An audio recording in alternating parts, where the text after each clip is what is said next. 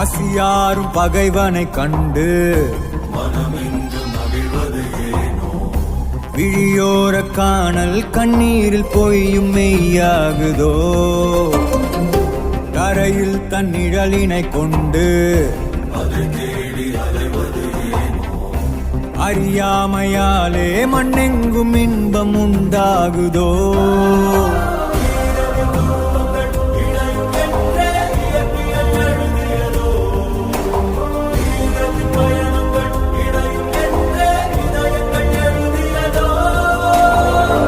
எங்காகிலும் பார்த்தது உண்டோ?